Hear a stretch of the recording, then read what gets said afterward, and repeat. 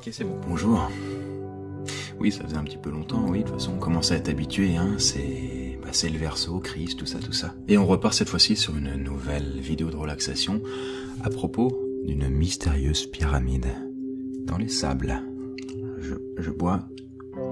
Alors, je vais vraiment essayer d'accélérer le rythme des vidéos et en même temps, une toutes les 8 mois, c'est pas non plus très difficile.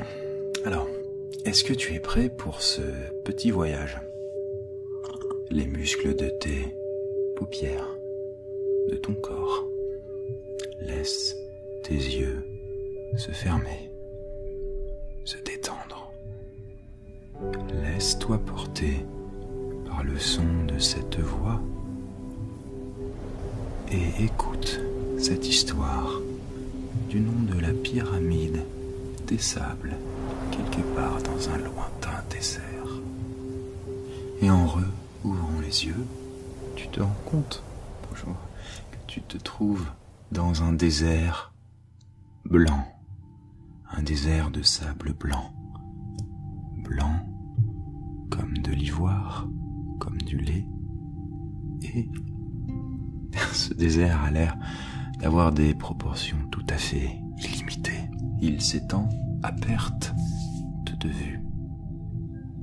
Là, partout où tu regardes, le vent semble avoir joué et sculpté des arches de sable, dessinant des vagues sur les dunes. Et alors que tu arrives dans ce désert blanc, le soleil est en train de se coucher, auréolant alors les dunes de sable d'un éclat rosé et orangé.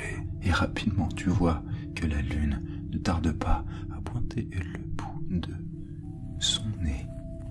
Entre les dunes de sable, un chemin luminescent qui semble être fait par la lune elle-même ou je ne sais quoi d'autre te montre le chemin. Et tu suis ce chemin, tu te mets à marcher en sentant sous tes pieds le sable qui s'enfonce et qui crisse sous ta peau en te chatouillant. Et quand tu marches, le bruit que ça fait, on pourrait dire que c'est un peu comme ça. Un léger vent chaud vient caresser tes joues et faire virevolter le tissu de tes vêtements. Et puis le temps passe, tu marches, et la lune commence à monter dans le ciel d'une couleur rousse, étrange. Au bout d'un moment, tu vois ce qui semble être une oasis avec une petite cascade entourée de végétation luxuriante. Tu avances vers le point d'eau et tu te mets alors à contempler ton reflet, éclairé par le clair de lune. À côté de toi, tu peux voir un petit groupe d'antilopes qui s'abreuvent, elles aussi. Et tu contemples, tu apprécies ce moment, aussi simple soit-il. Tu remarques que les palmiers dans cette oasis commencent à être secoués par le souffle du vent. Le vent qui se met à ballotter leurs grandes feuilles à mesure que le temps se gâte, que le ciel commence à se couvrir. La tempête de sable commence à se rapprocher dangereusement. Tu te rends compte que les bêtes, notamment les antilopes qui étaient à côté de toi, regardent d'un air méfiant ce changement précipité de temps et ne tardent pas à prendre leurs jambes à leur cou et à s'enfuir. Tu sors alors à ton tour de l'oasis en espérant trouver un refuge pour pouvoir t'abriter. Et tu marches. Et tu marches. Et tu marches. Et tu marches.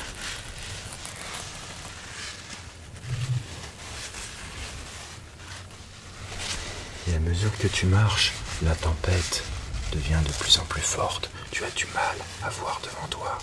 Et pourtant, tu peux distinguer, au-delà des dunes, une forme, une silhouette qui a tout l'air d'être une pyramide. Tu marches péniblement en bravant la tempête. Et à mesure que tu te rapproches de cette structure, tu peux valider qu'il s'agit bel et bien d'une pyramide, mais qui a l'air très ancienne, oubliée du monde. Tu cherches alors, à présent que tu es au pied de cette pyramide, tu cherches un endroit, un passage quelconque qui pourrait te permettre d'entrer à l'intérieur pour te protéger de la tempête. Tu tournes alors autour de cet amas de blocs de calcaire immémoriaux, en te faisant la réflexion qu'il semble recelé de mystères qui ne demandent qu'à être percés. Et tu marches, t'as l'habitude de marcher, et puis au final, tu finis enfin par trouver une petite ouverture, très mince, très fine, étroite, dans un des pans de la pyramide. Et cette petite ouverture semble déboucher sur un escalier qui s'enfonce dans les profondeurs de cette énorme structure de pierre. Tu réfléchis un petit peu entre la tempête et puis ce petit passage étrange, mystérieux, et puis au final, tu finis par dire « Allez, je vais prendre le passage quand même ». Et donc tu te mets à descendre, pas après pas, à mesure que tu t'enfonces, que tu descends. La tempête s'éloigne, finit par être au-dessus de ta tête, derrière toi. Elle diminue, et en même temps, elle diminue. Toi, tu commences à être plongé peu à peu dans les ténèbres. Mais alors que le noir semble devenir total, à ce moment-là, une lueur dorée devant toi apparaît. Mais elle est loin. Tu ne discernes à peine qu'un petit point. Et cette petite lueur dorée, ce point doré, t'invite à la suivre. Alors tu te laisses guider dans les dédales de la pyramide, dans ses sous-sols. Tu passes de couloir en couloir, en suivant toujours cette petite lueur dorée. Et puis au final, après avoir tant marché, cette petite lueur te fait arriver dans plusieurs grandes salles. Des salles éclairées cette fois-ci par des torches. Et la lumière des torches, jaune, chaleureuse, finissent par estomper cette lueur qui disparaît. Alors tu te mets à marcher naturellement, en te baladant un petit peu au gré de tes envies dans ces grandes salles.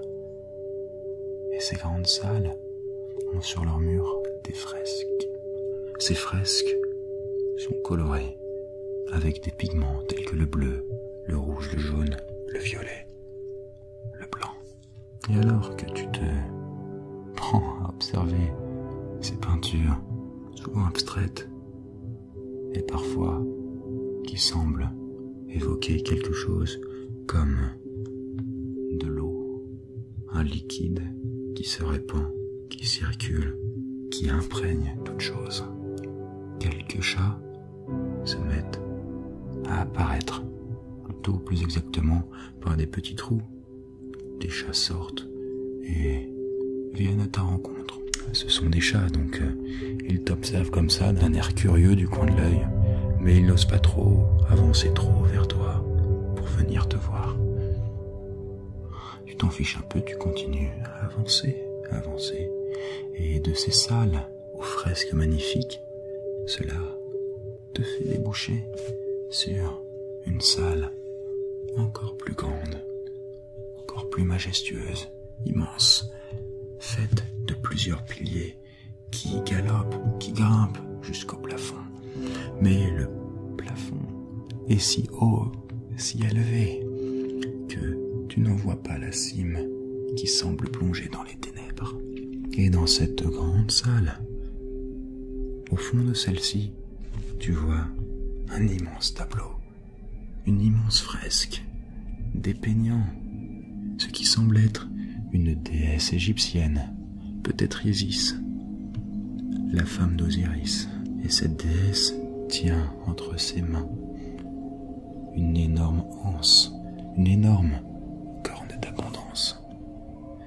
Et elle la tient comme ça, en laisse s'écouler un liquide lumineux, brillant, qui s'écoule comme un fleuve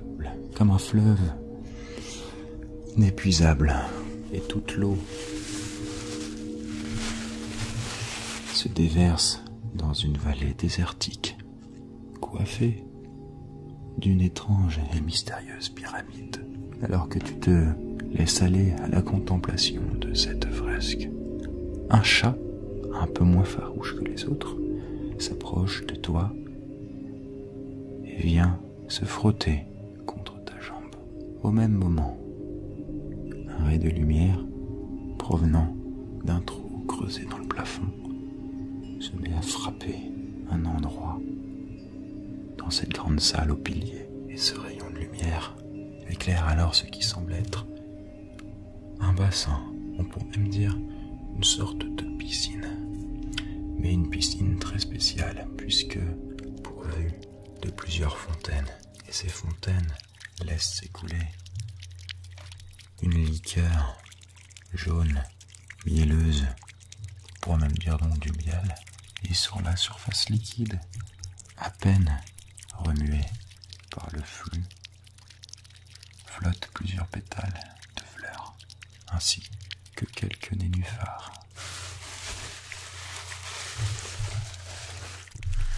Tu t'approches alors du bassin, pas après pas, et tu te laisses le plaisir de plonger dedans, doucement, centimètre par centimètre. Et la substance, le liquide, se met à imprégner ta peau. Il est chaud, onctueux. T'aurais presque envie d'en boire un coup. Plusieurs minutes passent, plusieurs minutes s'écoulent, et tu as eu le temps de plonger complètement dans ce bassin. Et alors que tu sens ton corps tout entier, comme se liquéfier, devenir, moi je n'aime pas le mot, devenir de plus en plus ample, commencer à faire corps avec la piscine, comme si tu ne sentais plus tes propres limites, cette petite sensation d'être plus grand que ce que tu crois. Et alors, du sommet du plafond, tu vois une petite lueur dorée qui avance, qui se rapproche de toi, qui descend. Et cette petite lueur, ce petit point doré, à mesure qu'il se rapproche, tu peux voir qu'il s'agit d'une sorte d'insecte, peut-être d'un insecte, avec des petites ailes qui papillonnent. En se rapprochant encore un peu plus, tu remarques alors qu'il s'agit d'un scarabée, mais un scarabée d'un genre un peu spécial puisque son corps semble être totalement fait en or et ses petits yeux sont comme des rubis rouges. Et alors qu'il est assez proche de toi, le corps du scarabée a une particularité étonnante, c'est que de celui-ci s'échappent des petits grains de sable qui tombent, formant comme une sorte de ruissellement, telle une sorte de sablier volant. Le scarabée d'or se met alors à tracer des arcs de cercle autour de toi, comme s'il entamait une danse.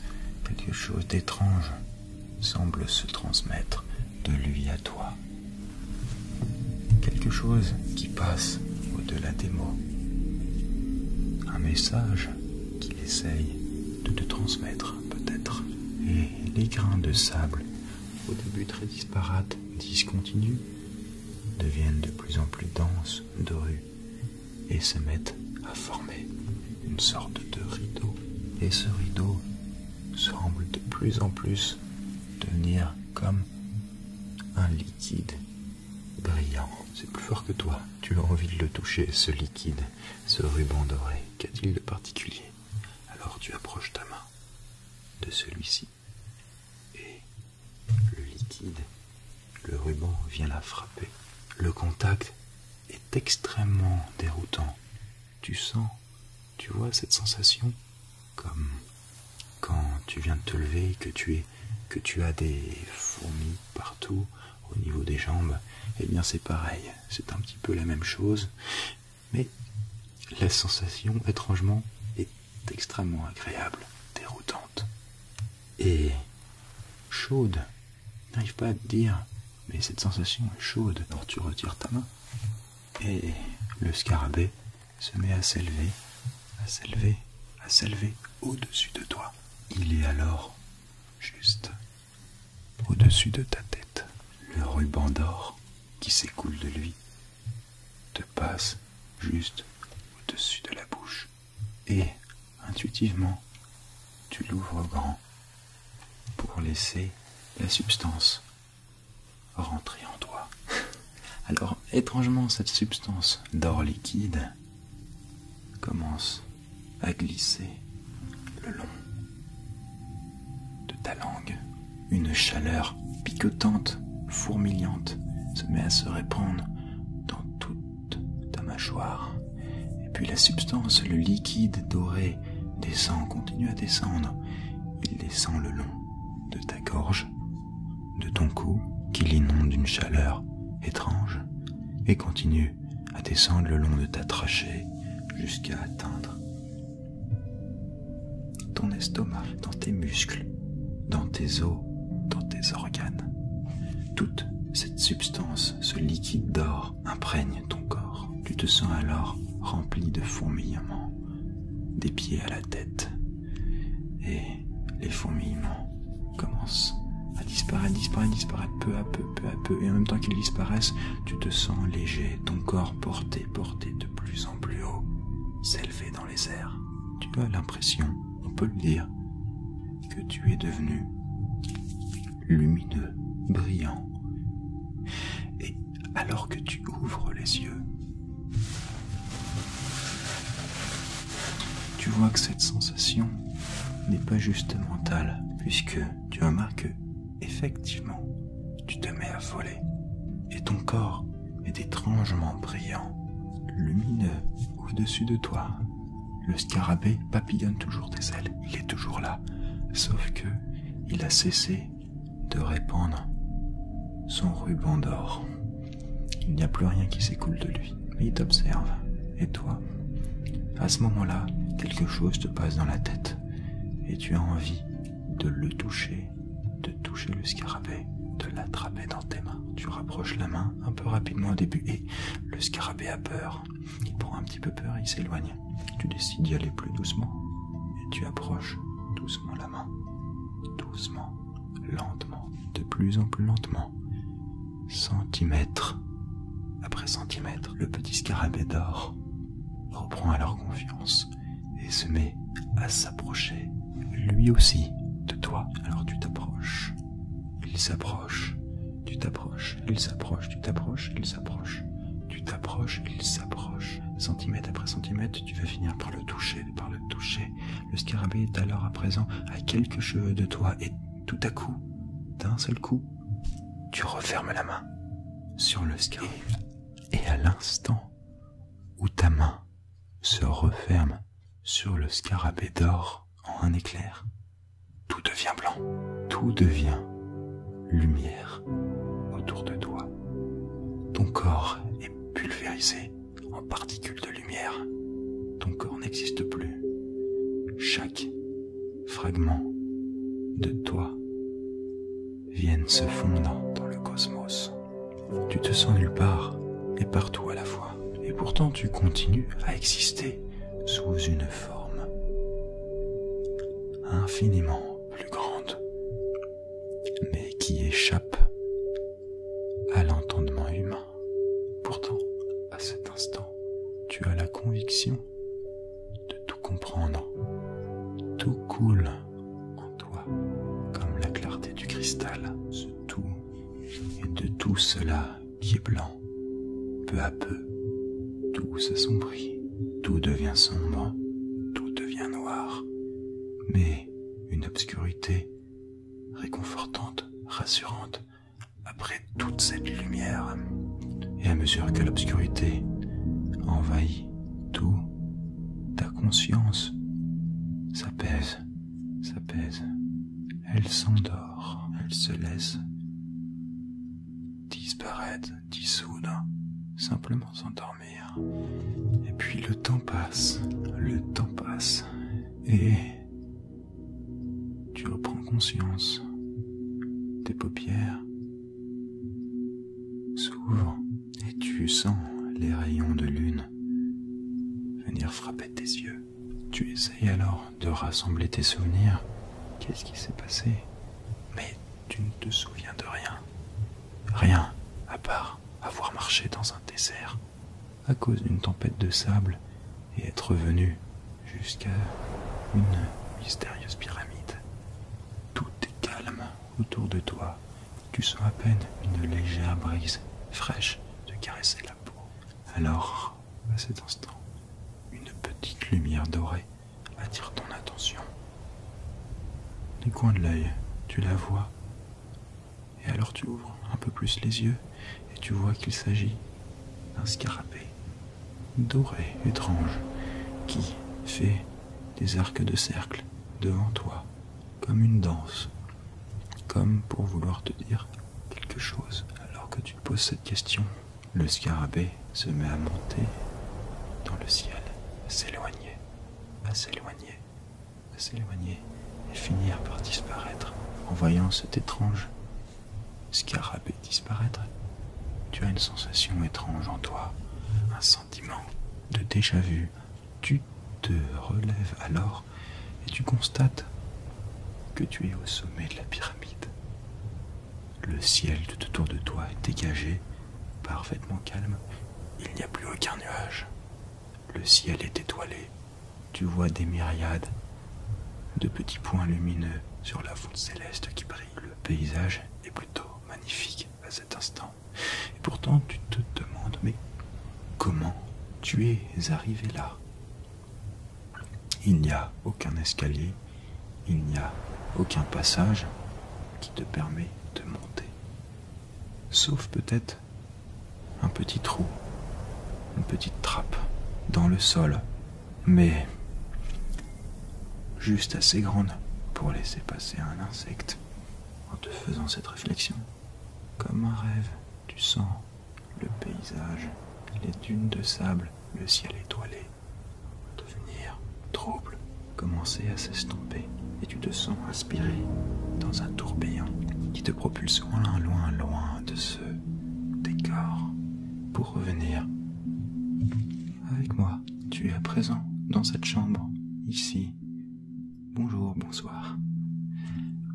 J'espère que ce petit voyage, cette petite histoire t'a plu.